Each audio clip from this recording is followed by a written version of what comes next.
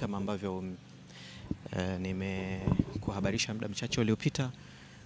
ya kwamba tunamtarajia hapa mstaafu rais wa awamu ya 4 Daktari Jakaya Mrisho Kikwete kuwasili hapa nyumbani, na bila shaka huo ndo msafara ambao mbeba kiongozi huyo, na yeye kutoa salamu za pole, ambapo viongozi mbalimbali na sehemu ya wanafamilia na wenyewe wakiwa wamekwisha kujipanga na wanampokea sasa rais mstaafu huyo wa awamu ya 4 Daktari Jakaya Mrisho Kikwete, ambaye na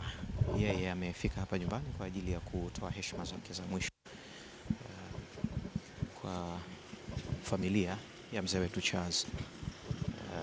Hilary, na moja kwa moja anaelekea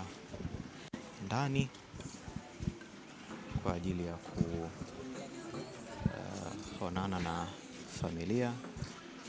kwa maana ya mjane, lakini watoto pia wa mzee wetu Charles Hilary. Na wakati huu anakwenda kuweka kumbukumbu katika kitabu kile cha maombolezo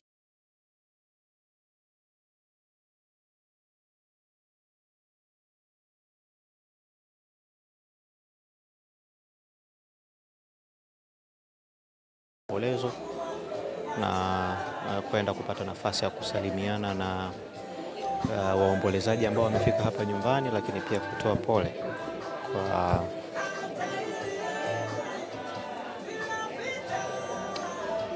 mjane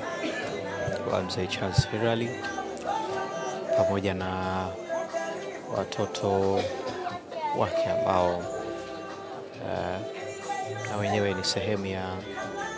wale ambao wamejumuika na waombolezaji wengine hapa nyumbani. Tulikuwa tukitarajia ratiba ya ibada fupi, na tunatarajia mara baada ya kumaliza Jakaya Mrisho Kikwete tayari amekwisha kumaliza kwa heshima za mwisho, na anasalimiana hapa na viongozi wa kiimani ambao wamefika hapa karibishwa katika sehemu. Nikukumbushe mzee Charles wakati wa uhai wake, kama ambavyo nimetoka kukuambia, amefanya kazi katika taasisi mbalimbali kwa mafanikio makubwa, lakini miongoni mwa taasisi ambazo alipata nafasi ya kufanya kazi kwa mafanikio makubwa zaidi ni katika ofisi ama sekta ya habari, ambapo walifanya kazi kwa mafanikio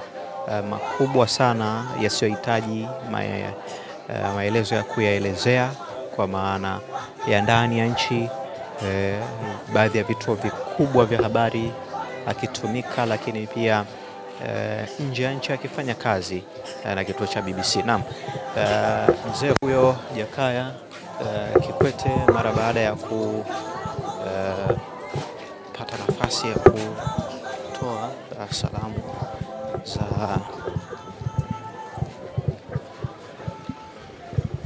kwa familia,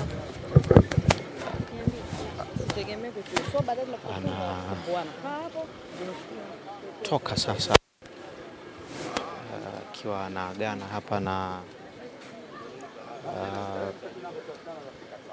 viongozi mbalimbali ambao wamefika hapa nyumbani